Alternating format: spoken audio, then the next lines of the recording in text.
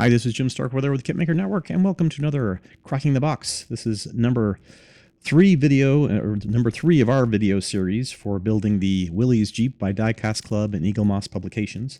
We're going to be going through steps 5 through 9, I believe.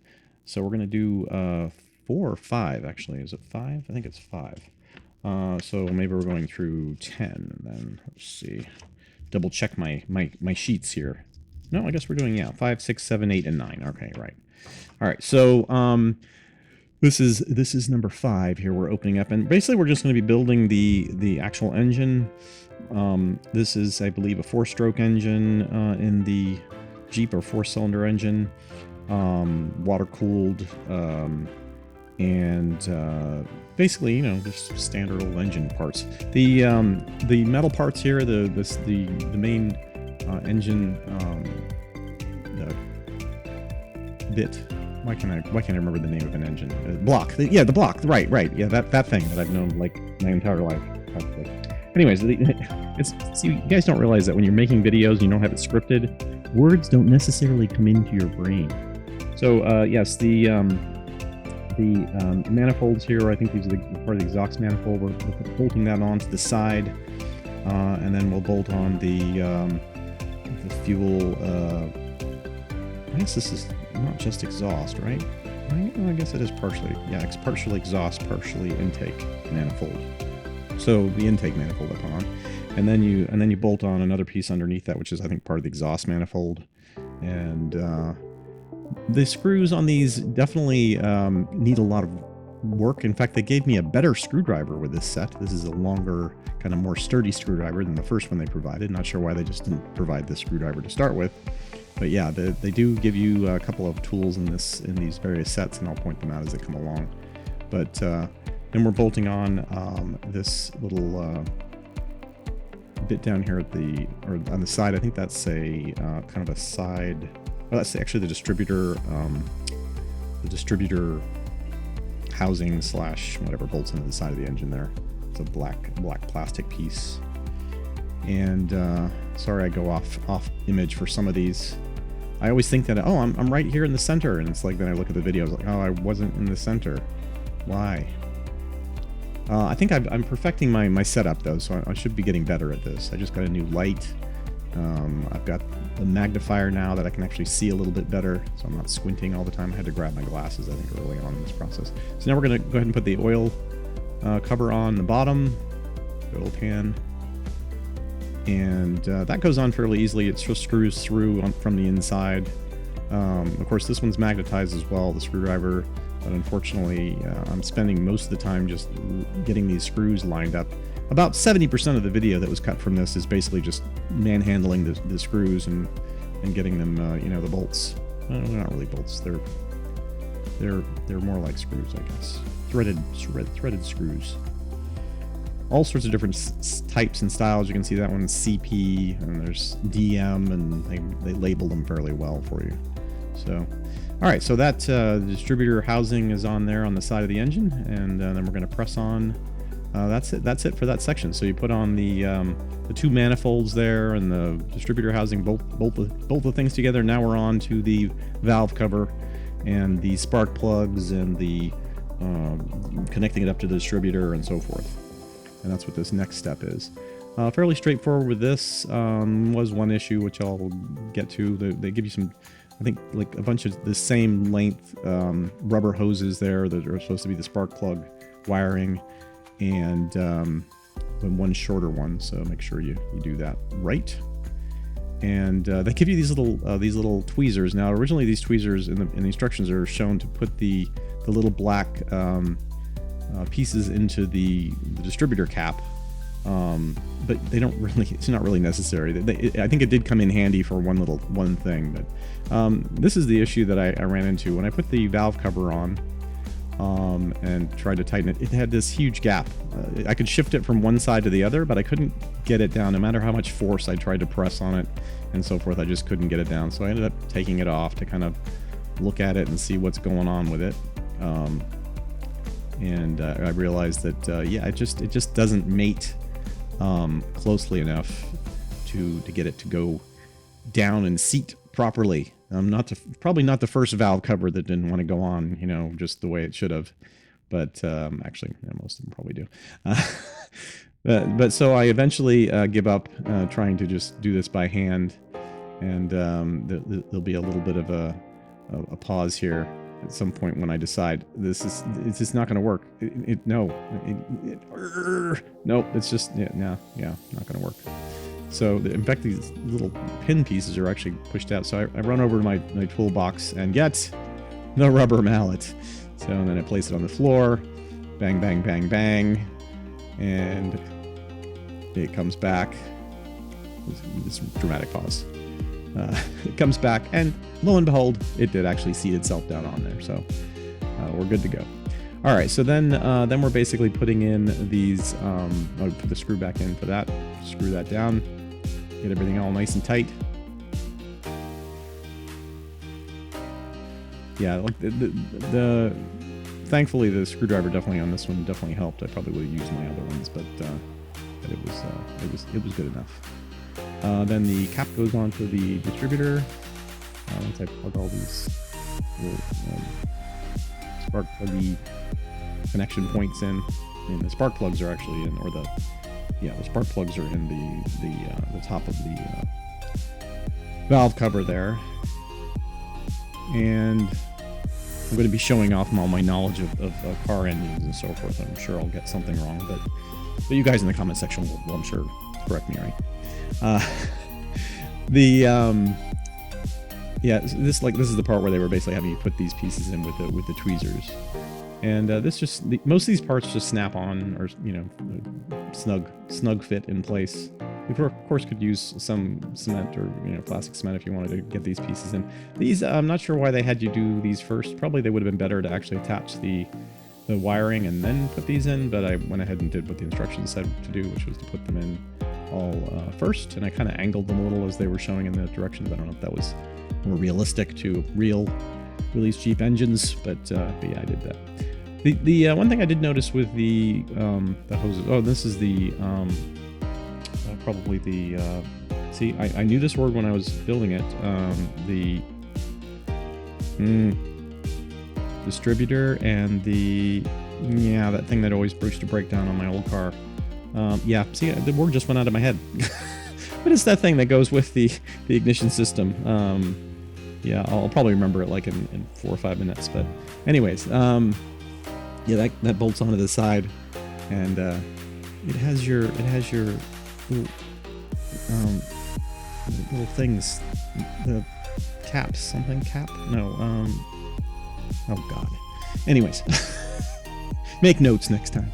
So yeah, the two screws go into this. It actually takes a little while to get this in place, because sometimes the screws want to go in and just seat quickly, and sometimes they want to be like a long, intensive process, which is a little bit weird, because sometimes it seemed like they just wouldn't actually tighten down on some things, a few of the things.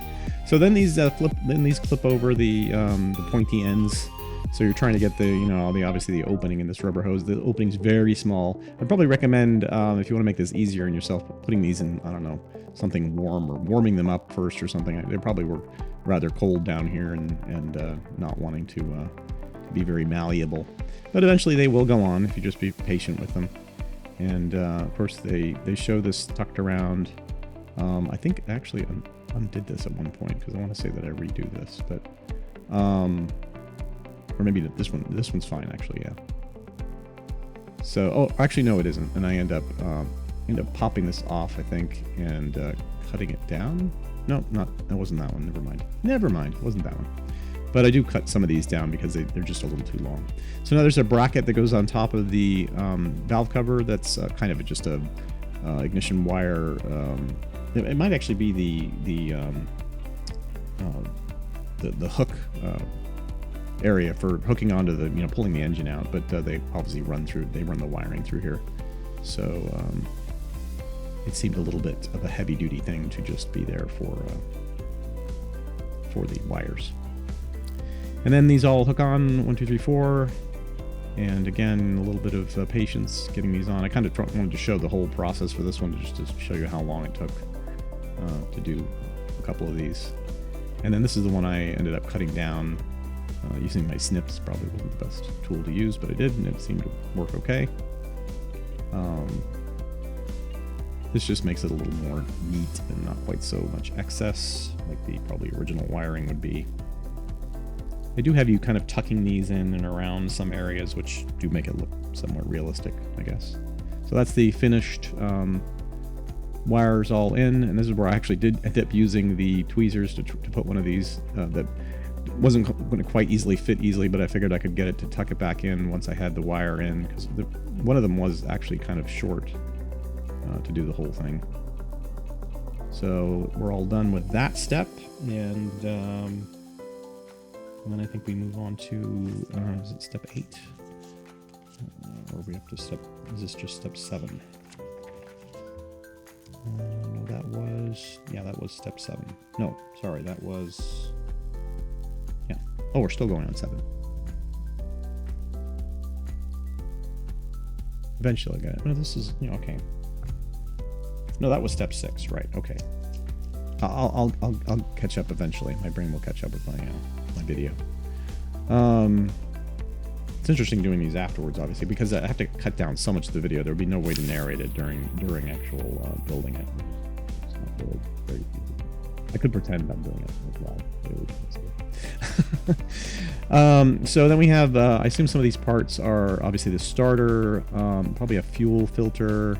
There's that brassy gold piece, and right now we're putting on the, I believe the fuel pump that goes up on top of this manifold area, and then of course the front transmission cover as well.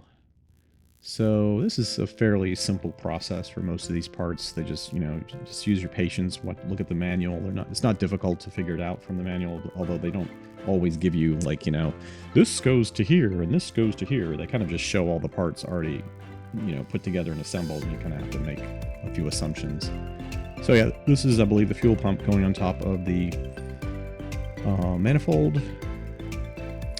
And there's a line that's going to be connected later on. That one goes down to the fuel filter, and one goes down to some internal right into the engine, I guess, for where it goes in where the injectors are. I'm not even sure how this is injected. I assume it's mixed in up there where the intake manifold was. So I'm not really sure what this wire that. Maybe that's the air. Isn't there like usually some kind of air wire or air hose or something from the engine? I forget what that does, but yeah, there's one of those. So then we screw on this this transmission cover, which again, it was a lot easier to do it the way I just showed.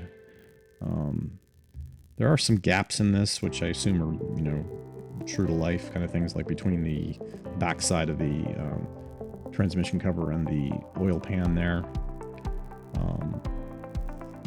I only saw really one egregious thing on the engine putting it together. I'll point it out when it comes up. But yeah, overall, I mean, I think it was engineered fairly well for a 1/8 scale diecast. It's not going to be as good probably as a high-end scale model, because it really doesn't have as many parts. There were many times I was cursing the whole use of screws and stuff, though. I mean, just because they're constantly falling off. The screwdriver, things are falling apart, and it's just, I can see why we work with plastic because it just is a lot more manageable, and you cement things together and they stay together usually. So this process is a lot more toy-like, which means it is more like a toy and it can be played with and like or shown and opened, and different things can happen with it. But yeah, it's definitely it's more machine-like, I guess you could say, too. So here's that, I believe, the fuel filter going on there onto the engine. This was a little tricky. It didn't want to secure down tight. And this is one of those screws I was kind of like, and then finally it seemed like okay, that's tight enough. And then this is a part of the manifold. No, this is I'm not sure what that is actually. It kind of sits underneath the exhaust pipe. But yeah, it's maybe some kind of port. Looks like it's got 4 bolts on it. So maybe somebody can answer that question in the discussion commenty area. This looks like maybe like Like if you needed to drain the engine or something. I don't know. It just seemed weird. And then we connect up this fuel line to the fuel pump. Not sure where the main fuel line comes in. Maybe they don't show that. I think that would have to be near there as well. Some of the lines and so forth, since we haven't put the engine into the chassis yet, probably have not been added. But we will see if that is something that's added on. And this is that line that hooks directly up to kind of a little pin that's on the side of the original metal engine block, and then that hooks up into this other part there. So that was steps all through 7, and now we'll move on to 8 and 9, which basically just kind of finish up the front belt system with the fan and the I think the air filter and oil intake and things like that. Oh, I just realized that this piece, I didn't look to see where this went. There's like a little piece that I'll show you in a second. It's on the oil intake. I'll have to look for that. Clearly I missed that one. Could just be no, that's for the radiator. That would be for a radiator. I'm not sure where that's supposed to go. But yeah, here's the part I was just talking about. So this is some kind of oil cap, I believe. Don't believe it's water. Yeah, I think it should have a separate radiator. And then, but it has one of these kind of like, emergency excess flow pipes off the side, like a radiator would have. And that's the line I didn't hook it up. I don't know, maybe the manual doesn't show where it goes. Let me look here, it's right in front of me. And of course, this is, I think, some kind of air intake system. Yeah, they're just kind of showing that going off to the side, kind of like the way I had it. Alright, I'll just leave it like that then. And this was a little tricky, just simply because they show in the manual these two brackets kind of going together, but they don't actually, the second one doesn't screw into the first one, so it doesn't really want to stay. As you can see, it's falling off my finger there, so I just kind of left it, thinking, alright, well, I'll get back to you.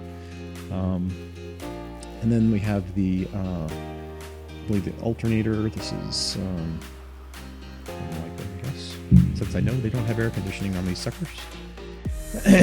So we have to attach this piece, and then the belt or pulley system. All these actually do turn. I'm not sure it was ever designed to actually turn and like work, but yeah, they do turn. Oh, and then this, I went back to this, like I said, I'm not sure why they didn't just finish this up first time, but yeah, we'll screw that one on. And that's the hose I was talking about, just kind of sticking out to the side. And then we'll go ahead and add on the alternator.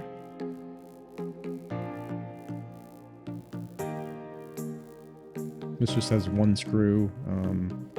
It's fairly firm. I think it did wiggle about a bit, but with the tension on it from the band that's going to be around there, it'll definitely hold it in place.